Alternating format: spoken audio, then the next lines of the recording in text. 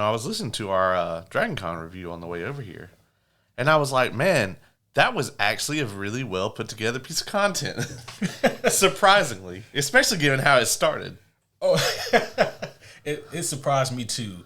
It started that way because I thought that this is just going to divulge into shenanigans within the first 8 minutes. And surprisingly, it really didn't. Yeah, it actually was very on topic. Yeah. And, normally the Dragon Con review is basically us just messing around and, reminiscing on air. But I thought this was actually a pretty good review of some of the content at the convention. Yeah. It was like the opposite of the Saga review. Oh, and it was crazy, right? Because I was just thinking, man, there was so much shenanigans at Dragon Con. For sure, us reminiscing about it's just going to end up being more shenanigans, especially with that particular group of 4. Yeah. There's no way that this is going to be like a straight-laced episode, but surprisingly, it was. And if you guys haven't picked up on this, the two of us, the homie Oz and the homie Dylan, since we did all 5 of the Fantastic Four movies, we are henceforth known as the Fantastic Four when it comes to this podcast. So that's that crew. Yeah, it's only fair. But, they're not too serious us out here, but just briefly, there is something that needs to be spoken about. Didn't want to, but now I feel like I have to. There's been a lot of commotion online about certain things, about certain events. I'm sure that your feeds have been blazing, whoever you are, for the past few days. And just let me tell you that shit, Did something happen? Get a drink. Something happened, yeah. Something actually happened here, and it has gained a lot of traction on the internet, and it continues to do so. And it has caused quite the conversation, quite the stir. And I just want to say that I have very mixed emotions, mostly negative. But just going ahead and coming out and say it, I do not like the fact that WrestleMania is going to be in Saudi Arabia in 2 years. Yeah, I agree. Yeah, I think that it is just a blatant cash grab that really doesn't have the heart and soul of the passionate consumers in mind. Well, first of all, no one can really afford WrestleMania tickets in the States. Who has the money now to fly to Saudi Arabia and pay those absorbent prices for tickets? I'll be honest with you, man. I was very worried about where you were taking this. What? But what else could I have been mentioned? You're right. It's been uneventful times. I don't even know if that's an option. Yeah. The Saudi Arabia thing. Yeah. Even if you wanted to do that, I don't know that you have the option because from what I understand, it's kind of like it's damn near a mandatory attendance kind of thing. Is it? I think so. I don't think it's necessarily like you have to go to this, like when they did that North Korea show or whatever the fuck they did. But I think it's more of a, like they buy all the seats or whatever. I think it's just that kind of thing. And maybe people who want to show up, like the fans, they can just show up and. I guess that's just my understanding. Let me just preface this with I do not have an intimate knowledge of this. I've never looked into visiting Saudi Arabia. It's not on my go-to destinations. I do think though that okay, we'll just talk about it. Endeavor to me is gonna make goddamn sure that we miss Vince McMahon. Like they and let me just say that Vince McMahon, given all the allegations over the years and everything, is a heinous individual. I will never miss that person. But the thing about it is, when Endeavor took over, everybody said, "Wow, they're not going to be vindictive like Vince and all this other stuff, and they're going to make the decisions around what is actually legitimately good for business." And that is correct, but there are incredible downsides to that. I mean, me personally, unless, if WrestleMania came to Atlanta, I would probably go. But, I mean, even I would have to save up for a considerable amount of time to be able to afford even a halfway decent seat to that. I think even the NXT show that was here recently in Augusta, they actually moved people down because they couldn't sell the tickets because they were insanely priced. I mean, you'd pay $200 for like not a great seat. That's crazy for NXT. I mean, NXT, yeah. In a small town. I mean, they really have. They're going to price themselves out, and they're going to get to the point where, they may have to do what AEW is doing and run smaller arenas. Ultimately, I mean, being able to go to Raw is increasingly unaffordable for a lot of people, and I think they're going to run into a big problem with that. And they've been very outspoken about it, like, hey, Vincent Mann was pricing these tickets for families. We're not. Mm-hmm. And I'm like, okay, Yeah. If that's what you want to do. I mean, I was not really an avid attender of their shows anyway, because I feel like it's one or the other, right? Like, I'm not a big enough fan of wrestling to go ball out and really get really good seats. So to me, I got a great TV at home. Yeah. That shit's going to look better on Netflix than it is me sitting there craning my neck just sitting in an arena looking at a screen. Yeah. So, I mean, unless you can get really good seats to where you're, down on the action, like either like very first level or floor. Yeah. And even floor, you got to get close. Yeah. If you have enough luck and money to get actual ringside seats, then first of all, congratulations, you are doing very financially well in life, and two, you're still only going to be able to see things from that one side.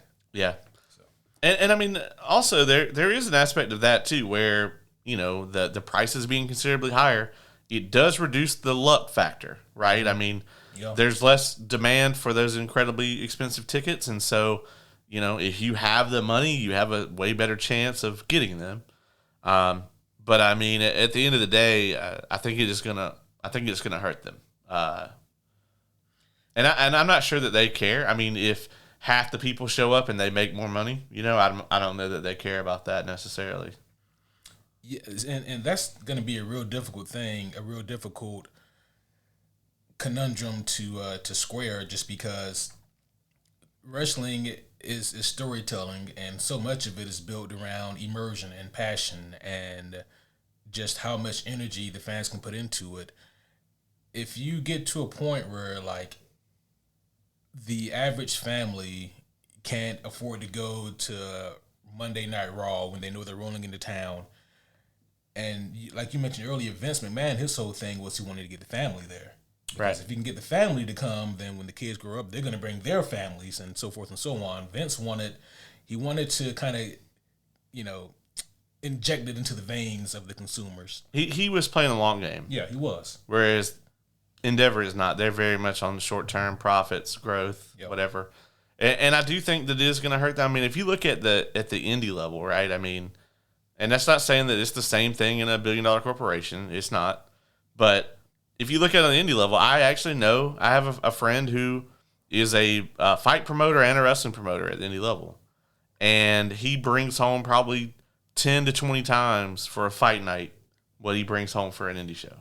Mm. Nobody's running indie shows for like, monetary gain. It's just not really like a thing. Not saying you can't make money doing it, but you're not going to make a lot of money doing it. Yep. I don't care who you are. Fucking Tony Khan isn't making a lot of money doing it. But if you look at it, man, like, I've seen those fight night tickets, and this is, a direct comparison, indie pro wrestling to indie, MMA. Mm-hmm. I mean, those ringside tickets for the MMA show, will be $300, $400, $500. You cannot charge that for an indie wrestling show. No one will come. No one will be there. You're going to be in an arena with like the 30 most hardcore fucking wrestling fans in that area, if that, and then that's it. Yeah. So, I mean, you have to assume that at the highest level, there's going to be a similar impact to that. Yeah, I definitely think so.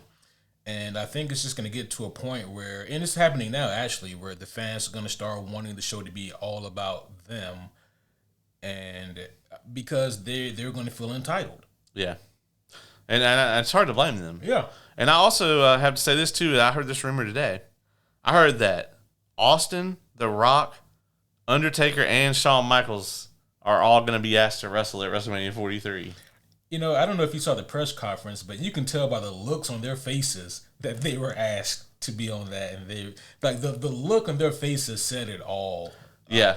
Yeah, Hunter was doing a good job selling it because that's what he does. Mm-hmm. But everybody else, dude, Undertaker was just standing back there, just deadpan staring at the camera. Liv Morgan was like, I mean, it was like, put the camera on Liv Morgan because she's just like doing this, like, I've been infected with Joker toxin. Yeah, you know, big fucking smile, just just, and it was hilarious, man. You can tell that they don't want to be there. And what's crazy is that, like, you know, CM Punk is like on board with all this, and I guess, you know, I got to say that there's a very key factor here that I'm sure is affecting the way CM Punk feels about all this, and it's probably called a shitload of cash. Yes. Yeah. I mean, think about it. You know how much money you would have to offer somebody like Stone Cold Steve Austin to come out of retirement again for another match? Yeah, I heard that the Saudis, like, I think they put up $50 million. That's insane. For a WrestleMania. Yeah. And that's just like, I mean, so yeah, I mean, it's easily believable that, you know, all four of those guys we just named could be looking at $1 million price tag for a match. Oh, it could be more because Sean, when he had his last match in Saudi, wasn't he offered 2? Yeah, I think so. So, I mean, that doesn't surprise me at all. No. And I know that it's got to be enticing, right? Like $2 million to come out of retirement for one more match. I mean, come on. I mean, I don't think The Rock will do it unless he just wants to. Maybe because he's on the board. I don't know, but I mean, he doesn't need it. I mean, not to say that any of them need it. Yeah. But out of the 4 of them, he definitely doesn't fucking need it. Yeah. And the thing of it is, right, is that, like, these are 4 guys. And the reason we're talking about this is because, you know, John Cena, Peacemaker, there's a correlation here. Yeah. But, you know, the reason that, like, I think about that so intensely is because I'm sure that, like, Triple H, he knows better, but, like, the pitch to them on behalf of the Saudis would be, you know, all you got to do is go out there and just give the people your greatest hits. You know, that's all you got to do. But Triple H also knows that these guys are like passionate professionals, and they do not just want to go out there and do the greatest hits. They want to go out there and perform. Right. And so, I don't know, man. Like, that's going to be a difficult thing for them to square. I think it's going to be interesting. It was already enough heat on WWE for going back to Vegas 2 years in a row. Yeah. But now, especially like if you're from New Orleans or like, because, you know, they were supposed to get 42 next year, but then it went to Vegas instead. And then after that, we're going to Saudi. So it's one of those things where, like, we kind of saw coming with the Royal Rumble rumored to be going there at some point.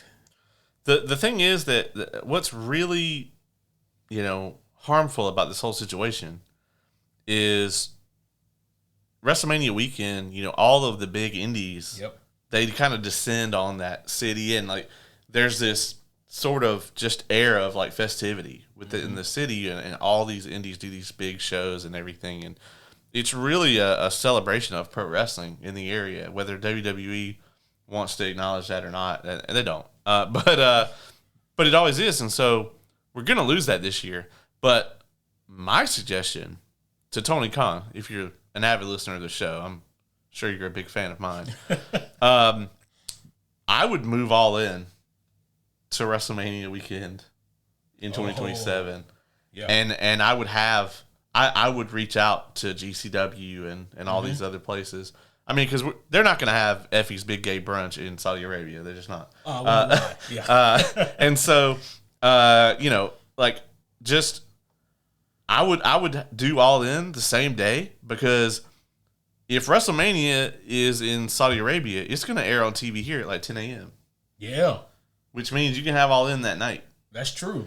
I I would do it, man. I think it's a great opportunity for them. And the other thing too, I think that AEW and the indies in general have a huge opportunity from this, because as Endeavor, like, people like pro wrestling. If they can't afford to go see WWE, they will start to go see other alternatives. Mm-hmm. And we're already seeing a surge on the indies in attendance because of that. That reason. You can go to an indie show for $15, $20, whereas you're going to pay 10 to 15 to 30 times that to go to WWE, depending on where you're trying to sit and what the event is.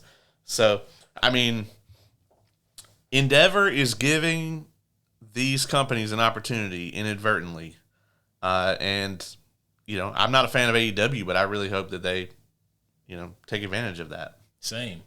100% agree. And I think that for like the casual wrestling fan, like you said, they will be looking for alternatives. And I mean, at this point, if they haven't already heard, then I'm sure they will here soon. But they're still looking for other places to go. And they're like, oh, well, this AEW place. Oh, they got, oh, wow, Chris Jericho's there. Oh, they have Dean Ambrose. Oh, Edge and Christian, they're there. It'll be familiar names and faces that they know, or familiar faces anyway, that they recognize. And this is just the opportunity now. If Tony Khan can get his shit together and learn how to tell more cohesive stories for pro wrestling, and stop just saying yes to everything that the boys ask for. I didn't know we were just making up a bunch of bullshit. Yeah, that's not gonna happen. That's a wish list, okay? Okay. Yeah. In other news, really quick here, you've probably seen this too floating around. And I don't know the legitimacy of it, but people are posting it and reporting it like it is legit. But apparently there has been a release promo pic for RDJ as Doom. Have you seen this? I have heard of this. I have seen this and heard about this. Yeah. What do you think of the look, if it is legitimate? I think it's dope. It looks great. I think it looks incredible. It looks scary. Mm-hmm. It looks imposing. We've talked at length about it. I am worried about Doomsday. I don't even know that as of right now they have a script. It doesn't seem like they do. So, I mean, to me, starting to film something, knowing that you're going to do a million rewrites and like just have a ton of reshoots and like that's the plan, seems bonkers to me. I don't know, man. I really hope that Ian McKellen stays in good health, because he's going to be in another Hobbit movie or whatever, another Lord of the Rings movie. Oh, wow. You're right. Yeah. Bonkers. Sheesh. And, he's getting on up there. He's damn, I think he's older than, Patrick? I think he's older than Christopher Lloyd. Oh, wow. Yeah, I think so. Hold on. I'm going to look this up. This is a Googleable thing. But yeah, I mean. Yeah. He's 86. Yeah, 86. How old is Patrick Stewart? He's got to be around that age. Got to be. Because, I mean, he was already, he's 85. Yeah. Yeah, man. They are getting on up there in age. But I'm with you, right? Like, with Doomsday, my natural inclination is to be so excited and so hyped for it. And, for good reason. The Avengers brand, in terms of his name value, is through the roof. And they've waited a good 5-6 years since our last one. And even though the build for this upcoming Doomsday, Avengers Doomsday movie has been wonky to say the least, it's still an Avengers movie, and they still have the Russos attached to it. Can they deliver? Who knows? The issue that Doomsday is going to have that none of the other Avengers movies have had is Doomsday is going to have to both, in a way, act as a setup and deliver.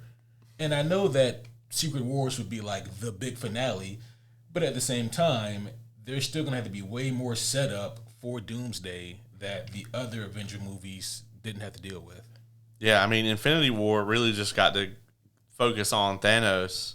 Yeah, and Doomsday Infinity War started with Thanos already having, an Infinity Gem, and no one batted an eye. We already understood what his game plan was and what his goal was. Yeah, we already knew what was up. So, I don't know, man. I gotta have faith in the Russos. That's really all we can do right now. Did you? One more thing before we get into Peacemaker. Did you see Michael Caine is coming out of retirement? Is he really? He's 92. I thought he was done. Yeah, no, he was, but he's coming out of retirement for a sequel to The Last Witch Hunter. Yeah. I thought you were gonna say that like he's coming back for a role in the Odyssey. Yeah, like Christopher Nolan was gonna call him or something. Yeah, no. It's for Vin Diesel. Are we sure it's the same Michael Caine? No, it's him. Yeah. Oh, okay. Yeah, bonkers. I was like, what kind of money are they offering him? That's crazy money, bro. And like, I never saw the movie, but I heard it wasn't good. I mean, it's The Last Witch Hunter. Like, no disrespect to Mr. Vin Diesel, but I don't think people were really clamoring over that movie. Apparently, the old premise was just based on like his D&D campaign. Oh, that's right. I remember hearing about that. Yeah. Playing D&D with Vin Diesel would be a wild experience. Yeah. I mean, I just feel like it would be like, all right, so the Orc Warlord has demanded that your party surrender to him now, and and then they don't, and then it's like, all right, well, the Orc Warlord grapples you and like tosses you across 30 feet this way. He'd be like, all right, well, I drive my car up under. You're like, you can't fucking do that. He's like, no, I can. All right, so my car comes out and I land on the hood. And I'm like, well, who's driving the car if you just got thrown? It doesn't matter. It's a summon. It's a summon, yeah. Yeah, I conjured the car. All right, okay, I'll indulge this. All right, so I land on the roof and then like I like backflip into the the driver's seat, and then I run the Warlord over with my car. And like a ramp appears. Like, God damn it. Okay, man. If I'm going to indulge this, first of all, roll me an athletics check. Yeah. Let's get this. Roll me several. Let's get all this shit out the way first. Oh shit, that would be. I need to see that now. I need to see Vin Diesel playing D&D. Yeah, I want to play D&D with like Matt Mercer as the DM, and like me, you. Deborah Ann Woll, John Bernthal, and Vin Diesel and Oz, and homie Oz are the players. Holy shit! Well, I feel like in terms of the players, like 4/6 of that would be tremendous. I think that we could. I think it'd be even more fun to play with Bernthal than it would to play with Diesel. And Vin Diesel has played D&D several times. Yeah, yeah. Oh man, I would either want that campaign to last forever, or I would want to leave immediately. Yeah, I feel like Vin Diesel is that guy at the D&D table. Mm-hmm. He's like, I came up, I got this really cool character, blah blah, and it's like min-maxed and like edgy as fuck, and yeah. And of course, know the guy. Of course, he's the main character. Yeah. You guys know the person. I just feel like Vin Diesel is that guy, unfortunately. Whereas I feel like John Bernthal would be like really fucking like into it, I think he would really get into it. Yeah, for sure. Oh man, that would be a fun campaign at times, I think. Holy shit! Speaking of fun campaigns, we do have some Peacemaker to discuss. But first, I suppose proper introductions are in order. So, homies one and all, allow us to welcome you back to another very special episode of the Superhero Homies podcast. My name is Quentin, and as always, I am here with the 94 Doom variant. I'm talking about the coolest co-host in the world, the homie Caleb. Look at me.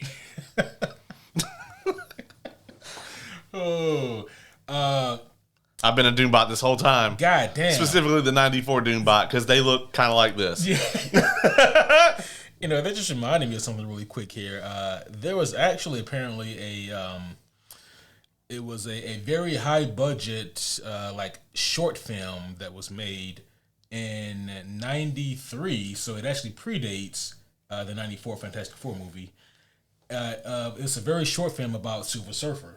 Oh yeah, and this is coming right off the heels of T2, Terminator 2.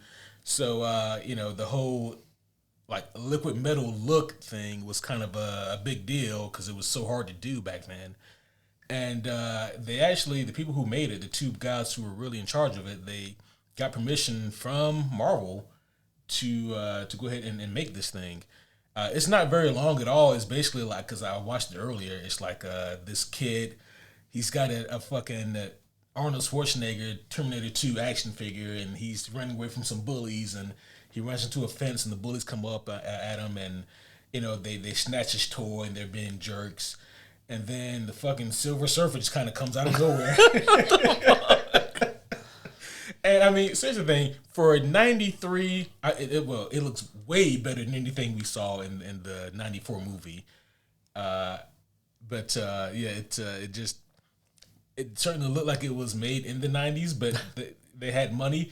Apparently, they used a machine that cost $250,000 at the time in order to render that kind of.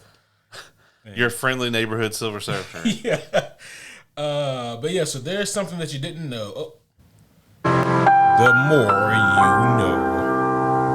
Oh dear. The more you There's know. been updates to the soundboard. Are there any other zingers on there that you've done? Did you get Dylan saying "fucking nerd"? That one's gonna be next. That one will be next. With that being said, homies, we are here to discuss Peacemaker. Speaking of T2. Yeah, speaking of Terminator 2. Peacemaker Season 2, Episode 4, titled Need I Say Door. I really like the names of these episodes. James Gunn really went in on the titles of the episodes. While the opening dance number is still not great. It's more the song than it is the dance, but have you noticed the subtle variations in the dance? I don't think I have. Yeah, so like they recorded like a ton of the dance, and each episode is chopped a little differently. Interesting. And they focus on certain characters more. So like Michael Rooker has always been in there, but like they didn't do his solo shot until this episode. I didn't even notice. Yeah, the intro is slightly different week over week. Because like in the first episode, it focused more on the little Reaper alien guy. Yeah. Or the collector. Yeah. and he's all in the background now. Right. And so yeah, and also I think it was episode 2, there's more Eagly. Oh. And so like it changes a little bit based on each episode, which I think is really interesting. That is. Huh. I was just thinking about that then. If they focused on Eagly in episode 2, episode 3 was like the big Eagly focused episode, wasn't it? No, it was 2. It was 2? Okay. Yeah, it's the end of 2 where he fucks everybody up. Oh, that's right. Yeah. Yeah, okay. So I guess that's something to kind of look for then. I never even noticed it though. Yeah. Also, what was it? The homie Kay the other day walks in the room and I'm like starting an episode of Peacemaker. And she's like, this is weird. And it was during the opening number. Mm-hmm. And I was like, oh, it's Peacemaker. It's like, this is always like this. I was like, the opening is real weird. She's like, really? And I was like, yeah, everybody just kind of deadpans as they do this ridiculous ass dance. She was like, how do they keep a straight face? I was like, I don't know. I was like, they have to crack several times. Everybody other than John Cena probably breaks multiple times. They would need to put me in like a full body suit. You know? I would at least have to get some like earplugs or something so that I couldn't hear anything other than the music. Yeah. And that would probably do it for me. But yeah, I mean, so I was like, well, this is weird. I was like, but like, it's also a huge downgrade. And so we showed her the original opening credits from season 1, and she was like, okay, that was fucking hilarious and amazing. I was like, yeah. So even if you have not seen, even if you are not used to, do you really want to taste it? Someone who we had a control test subject. They had never seen the original. They saw the season 2 one and was like, no. And then we showed them, do you want to taste it? And they loved it. So we're not just biased. Yeah. There's a clear objective difference in the quality. No, there is. And poor James Gunn, I haven't found anyone yet who likes the second one, particularly more than the first one. Yeah, the range of emotions I have, or that I have seen, are it's okay to hate it. Yeah. Mid to awful, meh to bad. Yeah, I think it's meh. You know, I haven't got to the point where I skip it. You know, I think that it's grown on me about as much as it can, I think. Yeah. But you know, I don't actively hate it. Yeah, I mean, it's just not. If it were me, I would change the dance every season, and I would have just stuck to "Do You Really Want to Taste It?" Mm-hmm. But I mean, he took a swing, you know. So I mean, it's James Gunn, man. He's doing a really good job. I think you know what, the episode overall, I really enjoyed it. I think that we've gotten into that. I think the season opener is kind of its own really good episode that kind of sets the whole season up. But then after that, I feel like ever since then, we've been in this kind of back and forth where it's like, you know, episode 2 was very much a setup episode. Yep. Episode 3 had a lot of payoff. Mm-hmm. Episode 4, the episode we're talking about tonight, a lot of setup. Mm-hmm. And then the next episode seems like it's going to be a lot of payoff. So. Yeah. I 1,000% agree with that assessment. But it's one of those things where it's not that this is a bad episode. I actually really enjoy this episode. It's just that not every single episode is going to be a knock your socks off, balls to the wall. Like that's just not how serialized TV works. Yeah. I gotta say, before we go further, I think John Economos steals this episode. Oh yeah. I think he is the star of this episode. He's been great all season, mm-hmm. but like he fucking kills it this episode. He does. I love everything he does this episode. I would say he's first, and then for me, second, I would have to put Rick Flag Sr. Yeah. I really like the stuff he has here. I like, the thing that I like about both Economos and Rick Flag Sr. is like the complexities of their characters in this episode.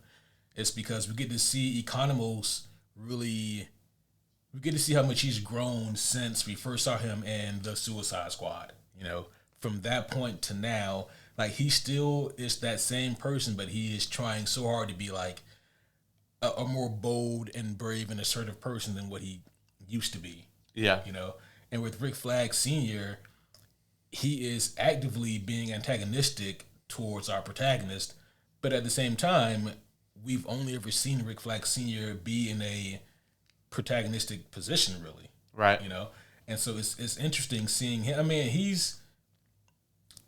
you can say that he's definitely justified in everything he's doing, but there is a personal vindictive flair to what he's doing as well. Like, he's just not trying to arrest Peacemaker because he's breaking potential intergalactic laws, which he is by having that doorway, but it's also because you killed my fucking son. So it's definitely interesting to me, gotta say. Yeah. Let's go ahead and get into this thing, man. Yeah, I mean, and speaking of Rick Flag Sr., we got some very interesting kind of stuff from him in here. We even got a Creature Commandos kind of reference where he talks about being in the hospital or whatever. Yeah, and he was in the hospital because Clayface beat the dog shit out of him. Yes. Yeah. Him and Frankenstein got their asses whooped by Clayface. Yeah, which, you know, Clayface has got his own movie next year. So. Yeah. Which I'm really excited for that. Me too. So this episode picks up 35 years ago, and there is a Smith family hunting trip, and the dad, they all spot an alien, and I was like, what the fuck? Yeah, he was very Harry Potter house elf looking. I have to take your word on that one. All right. Well, not necessarily. We have the technology. We have the technology. Yeah. But I love this sequence where we kind of got some backstory on why they have this fucking door. Mm-hmm. Yeah, the doorway was something that. Oh wow! Yeah, that is similar. That is very similar to what it looked like. Yeah. Now, you know, I'm not a hunter or anything, but I don't know what my reaction would be if I'm off in the woods and I just spot a goddamn alien. I don't know if my reaction would be to shoot it necessarily. Yeah, I don't think I would do that outright. Especially if I think it's an alien. Because if I think it's an alien, I'm thinking he's got some shit that can fuck me up. Yeah, or, like, if he doesn't, like, I'm going to kill this motherfucker and start a war with his people. Yeah, with Centurion 5. Yeah. And they got all the technology. Everyone knows that. Yeah, I ain't out here trying to start a war with like the Turians. Yeah. But no. Fucking Chris's dad, Chris and Keith, the dad, T-1000, Yeah. just puts a fucking slug in this alien, and he dead. And then they spot the doorway, and Chris, Peacemaker, spots the device that we later on learn is used to control the doorway, or at least to relocate it. Yeah. So this is a very interesting sequence, and it got me thinking, like, we needed to know more about this doorway and where it came from, but the answer only sparked more questions. Yeah. It really did. But yeah, what you think about this scene? I thought the whole thing here was great. I mean, the whole backstory of the door, the concept of the episode where they're going to move it so that they can't get access to it, because I mean, this thing is real powerful. Mm-hmm. But it does beg the question of like, okay, if this alien dropped this door, when this device is used to move the door, does it move it in all of the dimensions? Because, I mean, we've only seen one other dimension, but in at least one other dimension, his dad has this door in his house. Yeah, well, I would assume that there's a different device in all the universes, right? Because if so, then it would be the same door that they'd all walk through, right? You mean like there's like each one can be moved independently? Yeah. I guess we'll find out, right? Because he's going to go back to the other dimension probably in the next episode. Mm-hmm. So if he ends up in the cabin in that universe, we'll know that the device moves the door in all the universes. Yeah. Yeah. That would be some trippy shit. But also, the other thing that we technically don't know is which universe this scene takes place in. Well, we can fairly assume that it's the Earth 1 Prime universe. I mean, we can, but there's no context clues that says that this same thing didn't happen in the other universe. That's true. Well, other than that, we know the dad isn't a huge dick bag necessarily. Now. Yeah, that's true. He could have been previously, but also like we know that this scene definitely happened in our universe, at least in the main universe, because our version of Peacemaker knows how to use the device. Mm-hmm. So it could have happened in both. That's entirely possible. Yeah. And then the one universe, Christopher Smith is a he's a collector, and so he's an alien. Yeah. His whole family are collectors. They're all aliens, and that's where the guy comes in there to burn the rat thing or whatever. Jesus Christ. That also needs answering as well. Yeah, I really need to know more about that thing. Yeah. Things just aren't entirely clicking here. I'm gonna let James Gunn cook. He's got three more episodes to cook, and I'm gonna let him cook. 4 more. 4 more? That's episode 4. There's 8. Oh yeah, 5, 6, 7. Yeah. So he's got 4. Yeah. And apparently, them back 3 are gonna be crazy. So. Yeah. Which I'm stoked. The next big thing we kind of get here is that Argus is en route to Peacemaker's house, and in this scene we get a lot of back and forth banter between Economos and Judomaster. Judomaster's taking it real personal about being hit viciously with a car by Economos. Yeah. I think I might be able to understand. Yeah, I mean, Judomaster's just kind of an asshole, and I love that Economos just fucking hates him. Mm-hmm. I also love Economos outing Fleury in the car ride. Oh, yeah. And like, also, Michael Rooker is just perfect in this episode every time he's on screen. And I love how, Economos is calling out Fleury for like he winked at me or whatever. And he's like, I winked at him to say like, we're all in this together or whatever. Yeah. She's like, since when does that mean we're all in this together? And then fucking Michael Rooker's character, the eagle hunter, comes in and he's like, I hunted eagles in the mountains, blah, blah, blah, and I ain't never had not one motherfucker wink at me to say we're all in this together. What a fucking team this is. Yeah, it's really off the chain. And I can't remember the nickname for, like, the red shirt guy. Oh yeah, I don't know. The just random Argus agent. Yeah, he lives this episode. Yeah, he did live. Yeah. Again. Yeah. Man, he's keeping it up. He might make a name for himself. Did you watch the post-credit scene? Yes. It's just an extended cut of the Eagle shit sample. Yeah, Michael Rooker had to have just, fucking gone off with that. I could never be an actor, I realized, because I would have broke if I was standing there in Economos' role. Yeah. He had to have just improv that whole Had to bit. have. Yeah. He got so specific. And I love how Economos was like, there's no way you can know that. Yeah, he's like, there's no way you know what that tastes like. He's like, this eagle eats better than I do. The hints of cold cuts and fucking, It was caviar and all kinds of shit, yeah. So Sasha Bordeaux is the character who is, I guess, co-leading this operation with Fleury. Yeah. I didn't get her full name until this episode. They might have said it in the early episode, but she's a pretty prominent character in some Batman books. At one point in the comics, Lucius he decides that like Wayne Corp needs more security, particularly Bruce Wayne. And so he hires Sasha Bordeaux, who she was like an ex-Special Forces agent, hires her as like a personal security guard for Bruce Wayne. And Bruce was like, Lucius, I don't need a fucking bodyguard. Yeah, I don't need somebody up my ass 24/7. Yes. And eventually she does discover that Bruce Wayne is in fact Batman. And like all bitches, she falls in love with him. Usually it happens in the other direction, the other sequence of events. But no, so it was cool to see that they have now incorporated her into this world here, and she does have like some connections to Checkmate. That's I'm trying to blank on his name.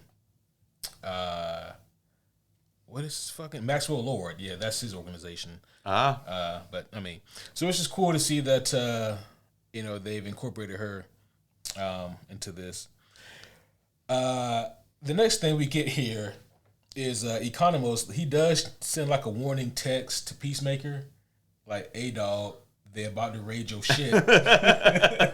and like in true Peacemaker fashion, he's just like, "What is he trying to say?" Yeah. And then he gets to the end, and he's like, "They're gonna fucking kill Eagly," and he's like, "Oh shit." Yeah. Oh, and so like you can feel the tension now because the chase is on. They did a really good job with the tension here. They did, because we as the viewers were all like, you need to get the fuck out of there right now, Peacemaker, and get Eagly out of there. Yeah, we really just didn't want Eagly to get killed more than anything. So at this point, I still had no idea what the thing was that he made sure to grab that we saw at the beginning of the episode. Right. So I just called it the item because I didn't know what the fuck it was. But yeah, Chris grabs the item and he gets Eagly, and they fucking dip. But when Argus does show up here, that's when we get the hilarious scenes with like Economos and the Eagle Slayer. Yeah. Mr. Cultural Appropriation. Oh my God. And shout out to Economos, man, because like when Eagle Slayer has Eagly like in his sights, Economos fucking he just eats him. Yeah. It was incredible. It was. And then how he played it off later, a second eagle just came in. That's not possible. Eagles are solitary creatures. It happened, man. I'm telling you. And then now this motherfucker believes that Eagly is like the lord of all eagles. Right. Oh, shit. And again, where the fuck are we going with this? Right, yeah. Yeah, this Eagly subplot is interesting. Yeah, to say the least, right? It's going to end with Eagly killing this motherfucker, I would assume. It's got to, yeah. Because, like, he legit, as far as we know, developed some kind of fucking spiritual superpowers. Or already had them. But we never see him use them, I guess, until now. So I was like, that's either, like, the worst concussion of all concussions that he's suffering from, or he's got superpowers now. Well, he spotted where Eagly really was. Yeah. So it's got to be legit. Yeah, it's got to be. Yeah. Yeah, he actually like spirit walked eagly. Which was crazy. That whole sequence was nuts. Right. I was like, what the fuck are we doing here? I'm here for it though. The Judomaster and Peacemaker rematch. We get that here. This was amazing. Yeah. This is where John Cena's like skill set of wrestling Rey Mysterio all those times really came into play. Because like all the action looked amazing here. It did. And I gotta say, man, I winced a little bit when Cena landed on his ass. That was rough. It looked like it was awful. And I love that was the finish. Yeah. Because it made all the sense in the world. Have we actually got to see our main line, like, main universe Peacemaker in the full outfit one time this season? No, we haven't. We've seen a Peacemaker in the outfit, but not ours. Yeah, ours has not been in his outfit not one time. That's wild. And we're halfway through the season. Yeah. Wow. Well, shit. I mean, I guess we'll get there at some point, I'm assuming. Right, yeah. Yeah, so we already talked about the Eagle Slayer being KO'd and he wakes up confused as fuck. That was a great scene. And Judomaster's extra ass, like, backflipping through the woods. Bro, yeah. You know what it reminded me of was, like, the Power Rangers movie. Remember, they would just backflip as a mode of transportation? You're right, yeah. That's what he was doing. Like, that takes more energy than running, dog. Right. Like, if you are farming, I get it, I guess. Yeah. But it's just Peacemaker out there. Yeah. There's nobody to see you other than him. Yeah. And you're kind of blending in, because of the color scheme. Judomaster seems like he'd be such a piece of shit to fight.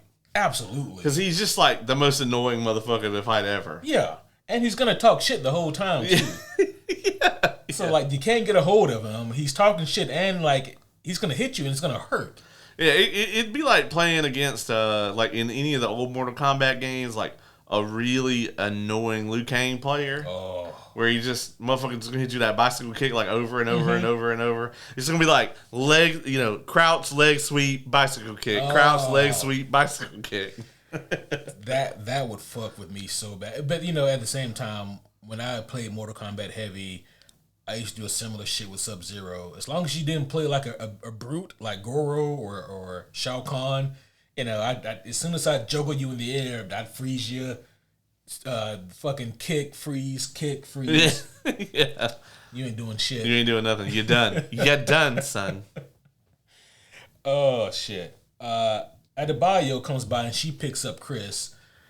I think that Vigilante views Chris as his best friend, but Chris probably views Adebayo as his best friend. Yeah, and I gotta say, Adebayo, to me, has very much got the short end of the narrative stick this season. Mm-hmm. She's really has nothing to do other than retrieve things for Peacemaker or drive him around. And that's unfortunate, right? Because her and Vigilante, neither one of them have much to do. I'm more okay with it with Vigilante, but because, nothing against him, but he's serving his purpose. Mm-hmm. Whereas, like, Adebayo, the actress, is incredible. Oh, yeah. Freaking, she was my favorite character in Orange is the New Black. Mm-hmm. Absolutely loved her arc in that. I thought she had the best arc in that show. And yeah, I think she's going to waste here. Hopefully that won't be the case forever. Yeah, hopefully they do have something more for her to do because I agree. I think she's great. But I also think that Harcourt probably has a better arc this season and more to do. So I like that. Yeah. And even Vigilante, like with his kind of one-note ridiculousness, he also still had more to do in season 1. Yeah, agreed. Adebayo, like, also her subplot with her wanting to start up her own, like, security agency, and she took the ad out in the in the magazine or whatever. Yeah, like the mercenary magazine or whatever it was. Yeah. And he's like, nobody fucking reads that. Yeah. But she was so hyped for that. I'm like, oh, well, at least you know now versus 6 months down the line and you wonder why nobody's calling. Right, yeah. So Next up, Chris, he uses this item to open up the doorway in another location in his grandfather's cabin, I believe. And yeah, his granddad's cabin looks like some shit straight out of a horror movie. That shit was decrepit and not OSHA certified. I'm surprised that when they moved the gateway, it didn't just demolish the house. I actually thought that was kind of a plot hole that it didn't, but I guess the gateway, like the door needs a like doorway to be in to contain itself. So maybe that's why the structure didn't get hurt. But every fucking thing else did. Yeah. I mean, it blew the windows out, shook the trees. Very surprising this house withstood the doorway move. I wouldn't have been in there. I hope that shit killed all them spiders. Bro, yeah, I hope so. But also, like at the same time, we get Economos. He's trying to stall for time, which was hilarious. Yeah, I would have made up some bullshit like I have to take my time because surely I can guarantee you, Peacemaker has this thing rigged. All right. Yeah, and if I don't take my time with it, like I could trigger like a failsafe and it could like implode the whole thing. You know, or explode and kill us all. I would have been really going through all of that stuff. But Economos was just ridiculous with it. Yeah. Well, he said something about a cat, I think, at one point. Yeah, did you hear a cat? Yeah, the whole thing was just crazy. Like, it's very clear he was fucking stalling. Dog, he spit on Flurry. He did, man. Right on him. That shit was hilarious. Yeah. Oh, shit. Flurry's such an asshole. He is. Yeah, he is a real big asshole. But I will admit that I chuckle every time he calls him Ginger Cool. Yeah. He probably won't say no more, though. He probably won't. I also like where he shortened it to GC. Yeah. I thought it was Gotham City, and then I thought about it. No, that's Ginger Cool. Yeah. Next up, we get Harcourt. She is still getting into bar fights. Yep. I guess she still wants to feel something. That's the only reason I can think of why characters in fiction get into bar fights on purpose. Yeah, this scene with her and Rick Flag Sr. was great. She is visited by Rick Flag Sr. and he is playing his role perfectly here as to what he wants to accomplish. And, he looks around and, man, like her apartment looks in worse shape than Rocky from the first Rocky movie. Yeah.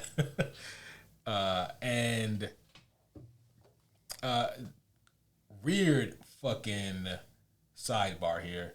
Rocky, in the first movie, he has 2 pet turtles. Do you know what they're named? I do not. Cuff and Link. The more you know. I can, that's already starting to wear off, but, And actually, I might have made that up. I'll double check that. But I think they're called Cuff and Link. It's been a while since I've seen it. Okay, that was random. Yeah, it was, right? Okay, yeah, thanks. Yeah, you're welcome. No, I know you are like a Rocky aficionado. Yeah. But just remember that, whenever I need to spew some random Star Wars or Cosmere knowledge. I don't see a reason why you would ever need to do that. Okay. So, I think we're good, right? I think I did a lot of both on the last episode. You got out your system. I came in here with a star chart once. You did. I didn't have the button then, though. That's true, yeah. I'll have to bring it back. But this was a great scene, though, between those two. Because she's been blackballed or blacklisted from, like, every single major organization that would ever have possibly wanted her. I don't know if she can get a job as a crossing guard. Yeah. Waller really did a number. Yeah, she did. But it does make you wonder, though, right? I mean, well, we know the answer. Like, Rick Flag Sr., he can hire her. Yeah. But if he has the same position that Waller once had, he can probably undo some of that blackballing if he wanted to. Yeah, some of it. Amanda Waller got people everywhere. She does, yeah. But he basically says, look, I got a proposition for you. I can get you your job back. You can have meaning in your life again. You can do what you love to do again. But I need you to bring me Peacemaker. And I'll be honest, I thought that there would be at least a tinge more hesitation. Not really, though. No. No, I mean, she seems. They've done a good job of building up how desperate she is for this. And it's not like her and Peacemaker. I mean, they're friends or whatever, but their relationship is pretty rocky in this universe. So I don't know if maybe she plans to try to turn this around, or if she just straight up intends on turning him in. You know. Well, yeah. So they did show like an on next time thing. Yeah. So we do kind of see where things go at least a little bit here, but man, she really had no real hesitation about it. Like, you can tell that she doesn't feel good about it, but she's gonna do it, right? You know. And I did fact check; they are in fact called Cuff and Link, the name of the turtles. I knew it was burning you up to know if that was the actual fact or not. Yeah, Raging Inferno. Okay, yeah. The next thing we get here is we get Chris. He tells Adebayo that he is thinking of going back to the other dimension, and maybe not just for a single trip. Yeah. This is where things get interesting, right? Because last week when we spoke about how there was a terroristic threat in the alternate universe, and it was the Sons of Liberty. And I mentioned how James Gunn could have used any group of people, but he used the Sons of Liberty, and they are typically in the comic books a paramilitary terroristic type group who are there to overthrow the government. And they're even in Metal Gear Solid 2. Could you imagine if it was the same goddamn Sons of Liberty? Be a different story.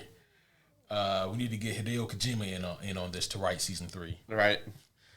But it really makes you wonder what the fuck is going on. There have been a lot of theories online about what this is, and some of them make a whole lot of sense. You know, like it being a fucking white nationalist country or a universe. Man, I don't know if the whole universe can be a white nationalist. That's fucking. There's no good food in that universe. Then it can't be. There's not like just sodium as an element doesn't exist in that universe. There's no salt. But that theory does hold some weight. Have we seen any black people or any people of color in that universe? Were there some among the terror group or whatever? That's what I was also trying to remember, because that would be a little bit more telling as well. Like, if the Sons of Liberty in this universe are actually like the more morally upright people. That would be crazy. Yeah. And I mean, it supports, the Smith family ways, especially the dad, Yeah. Yeah, being like the heroes or whatever. Yeah. That would be crazy and awful. Especially if Chris takes Adebayo to that universe. Oh my God. Yeah. That would be horrible. Right. Great television though. Yeah. But horrible. Yeah, I didn't actually think about that. That's a keen eye right there. Mm. Yeah, I mean, obviously she doesn't want him to go, so I think he's going to go, and I think I don't know that he'll necessarily take her. Mm-hmm. I think it's more of like she might follow him there. Yeah. And then quickly hear a record scratch. Yeah. Yeah. But yeah, that would be interesting though. I guess we'll see. There's definitely something up with that other universe. For sure. Man. Like we even mentioned it last week. Like something's not right here. Yeah, something's wrong. Yeah. And of course, like the finale here of this episode is, I just wrote down, what the fuck is Eagle Slayer doing? And this is when he does the whole spirit walk and spots where Eagly is. And then, of course, at the end, we see Harcourt, and she is going to be on her way to meet up with Peacemaker. Rick Flag Sr., of course, he says to her, "You're doing the right thing." And again, without any hesitation, she says, "I know." She looks at Economos, and he looks like I can't believe you're doing this. It looked like some shit that he would say, even I wouldn't do this. I wouldn't stoop that low. And at this point, I don't think he would. I don't think Economos would do that. No, I think Harcourt here, though, I think she just doesn't care at this point. I mean, she probably cares a little bit, but I mean, she's not willing to continue to have basically no purpose in life to be loyal to Peacemaker, and I don't necessarily blame her either. But I mean, it is cold blooded. Cold blooded as fuck. Because he's gonna meet you there because of his feelings for you, and yeah, it's tough. I mean, she's also probably kind of depending on the fact that Rick Flag Sr. is probably not gonna kill him. But I don't know. Okay, if someone wanted me to set you up, right, to take a fall or whatever, and I'd be like, well, they're offering me like this really cool job, and I mean, they're not gonna kill Caleb. Worst gonna happen, he might go to jail for a while. He might go to prison. Caleb, you'll be fine in prison. All right, you'll be okay. Well, Peacemaker actually will be fine in prison. That's true. Yeah. But he won't like it. Yeah, that's true. And what happens to Eagly in those situations? But you gotta also think, Harcourt and Peacemaker, they do not have our relationship. That's true. Neither of them is the world's greatest host, nor the world's greatest co-host. This is true. Yeah, and we've been friends forever. Yeah. They just, fucked one time, and... Did they? Yeah, they talk about it in a previous episode. Oh, okay. Yeah. Oh, that's right. Yeah, they did. Yeah. It's just a shitty situation because neither one of them have a whole lot of friends, and the friend group they do have, you think that they would try to stick together, but it's gonna be interesting, man. I'm curious to see the through line for Harcourt's plot, right? Because I don't exactly know how it's gonna play out for her. Me too. I know Peacemaker seems to be walking head first into this trap. So. Oh yeah. Especially since he's gone by himself, not even taking Vigilante with him. Or Eagly, yeah.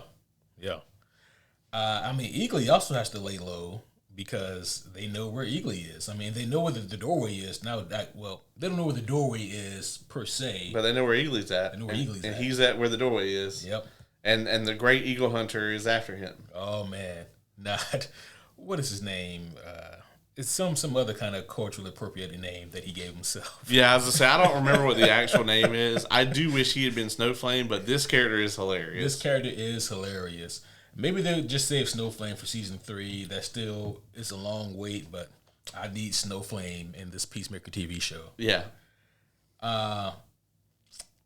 What else of substance happened in this episode? Because this is a short episode. Yeah, it's a short episode. We've pretty much covered, I think, all of it. I mean... it's a short episode, and it's a lot of setup for next week where I think we're going to get the much anticipated Peacemaker and Rick Flag Sr. showdown that's been in the works for years now. So, yeah. And then after the next episode, shit's probably going to be off the rails. Yeah. Because those last 3 episodes, I mean, we have even the critics, even the press has no idea what's going on. Yeah. Man, in light of recent events, I wonder how the masses will take if the whole white nationalist theory does come true. Yeah, that's absolutely bonkers if it's the case. Right. Too late now to walk it back. Yeah, I mean, what's that gonna do? Because Peacemaker continuously tells everybody that everything's better over there. Yeah. It's funny how, when you see things from a certain perspective, you maybe don't see the bad things, right? Because you can only see things from your POV. What do I know? It's just a TV show. Yeah, it's just a TV show. It's fine. That's crazy, though. Now I'm going to have to go back and, watch the whole season over again and see if there's any POC over there. Right. Yeah, it's interesting because there probably are some hints in plain sight that just an oversight. Yeah. Man, because I was trying to think like, well, they don't have the Kardashians, but they're from like Caucasus, aren't they? Yeah, yeah. I mean, so that doesn't make any sense. I don't know. There's probably something going. Oh, what about Amanda Waller? Do they mention Waller? Yeah, I'm not sure Yeah. if there's an Amanda Waller over there or not. If they mention that, huh? Yeah, that's interesting. Yeah. As to what might be going on over there. Huh. Yeah, we're going to have to see. Any other thoughts or theories about what could be coming up in these next episodes? No, I mean, this episode didn't really do a lot of, like, kind of the theory crafting stuff. It didn't really open up a lot of those possibilities. It was a very straightforward episode. There was a lot of setup, which I don't think is bad. I mean, that's kind of how TV works, right? You know, you kind of have your ebb and flow of it. You know, you have your peaks and your valleys. And not to say this was not a bad episode. It's just doing a lot of setup and taking us kind of into the next chapter, which, you know, you have to have that. So I really enjoyed it. I thought that Michael Rooker, the guy that plays John Economos, both of them just really killed it here. And, I mean, the whole cast is really good. So, you know, the way this is all put together, it's just more and more for the DCU, and I think that is, you know, that's a really good thing, especially since we're going to have to wait a long time before we get Supergirl. It's going to be, I think, July, right? So, yeah. Oh, man, that is a long time. Yeah, because I think Clayface, they're going to do more close to Halloween. Halloween, yep. Do you think there's a chance that we see any of the Creature Commandos in Peacemaker? I think it might be stranger if we didn't. So, yeah, I don't know. I would really pop for a Doc Phosphorus. Oh. You know? Dr. Phosphorus was so cool. Yes. Was that Alan Tudyk? Mm-hmm. I mean, that's, yeah. Yeah, top notch. That would be tremendous. That would definitely be tremendous. They got something up their sleeves, whatever it is here. I know some people were a little upset about this episode ending where it did, but I mean, I wish that we could have seen more, but at the same time, I understand why this episode ended at this point. Yeah, I mean, the whole point of this was to really hype you up for next week. Yep. As long as they don't bullshit, you know, in next week's episode, like, we don't need 10 minutes of you know, vigilante nonsense or whatever before we get to the meetup between Harcourt and Peacemaker. Yeah, no, they need to go in next episode. We need to see some movement on this. Because, like, we don't actually know what the main plot thread is here. We don't. Unless it's, like, just the collision course between Rick Flag Sr. and Cena is going to be the, you know, or Peacemaker, rather, is going to be the core of this whole thing. Really quick before we give our scores and wrap up here, Frank Grillo, I think he was on like a podcast recently, and he was you know, asked about his role as Rick Flag Sr. here, and you know, he said he really likes it, and they mentioned how, like, he was in the Superman movie and he got to arrest Superman. He goes, yeah, you know, actually I worked on this same block like 10 years ago, and I arrested Captain America right up the street. And I was like, oh shit, he's been making a career of just arresting various superheroes. That's true, yeah. Typically, like, America-centric ones. Yeah. Holy shit, yeah. Yeah. Yeah. I mean, if he gets Peacemaker, that would be the third one. That's true, yeah. Yeah. Fuck him right up. Yeah, yeah. Next, he has to be on The Boys. He has to take down Homelander. Just show up for that one scene to take in Homelander. Yeah. Yeah. That would be tremendous. But I think you went last time. Yep. So you get to score it first. This episode isn't going to remake the wheel or anything like that, but I think that this episode does exactly what it needs to do. For its runtime, I think it is perfectly paced for me. I really like the character work that's done here. I understand that there's not a whole lot to push the plot forward, but this is a really strong build-up episode. It gets you ready for things to come, and so now the dominoes are ready to topple over in the following episodes. So understanding that like not every episode is going to be a fucking red wedding, that we need some anticipation and we need some things to be set up so that we can really appreciate the story that's being told here. I give this a 7.5 out of 10. I enjoy it about as much as you can for an episode of this kind. I like it more than I liked episode 2. For me, that's still the weakest of the season. But for a 36-minute episode or whatever, I thought that they did a really good job with it. Yeah, I think this episode is incredibly efficient. Yeah, it's a very short episode, but like there's always something relevant happening, and they actually squeeze in a lot of really great character moments in that 36 minutes, and let some of the cast really shine here. I actually was thinking an 8.0, so I'm gonna stick with that. I thought it was really well done. It definitely could have used a little something more to make it a little more fulfilling, since we have to wait a week for another episode. But I understand what they're trying to do here with the serialized TV. They're trying to keep you on your toes. And, I can't really find anything that I, like, dislike or hate in this episode. Like, pretty much any issues I have with this episode are kind of what's missing, which is a little bit more. I still think that this season of Peacemaker probably could have been 6 episodes instead of 8. I think you probably could have combined 2 and 3, and I think you probably, unless next week we get a full hour, I think you probably could have also combined 4 and 5. You might be right. I think it's really going to depend on how the back half of this season plays out, because they could shift gears completely. Yeah, that's true, but they want 8 episodes. That's a nice, good 2 months. They want to make sure they get that $30 out of you from HBO Max. Yeah, and damn it, they're going to get it. That's right. Yep. Well, yeah, that is our review of Peacemaker Season 2, Episode 4, Need I Say Door. Wonder what they're going to call next week. We actually can. Oh, yeah, we have the technology, don't we? We do have the technology. Yeah. Yeah, I can't think of anything clever at this time as to what they would call it. Next week's episode is called Back to the Suture. Interesting. And apparently, it's actually going to show Rick Flagg's funeral. Oh, wow.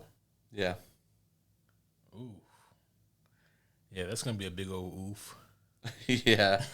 I was trying to see if we could figure out what the length of the episode was, but I don't think anybody has that yet. Or at least the girth. Yeah. Steve Agee is the guy that plays John Economos. Okay, that's right. Yeah. And yeah, he's top notch. Yeah, he's great. The name of the person that plays Sasha Bordeaux, I think, is Saul. Is it Rodriguez? I forget her name. All I know, Saul Rodriguez. She fine as fuck. Yeah, all I know is James Gunn just keeps finding these baddies for the DC universe. Yeah, he keeps finding them. He can't keep getting away with it.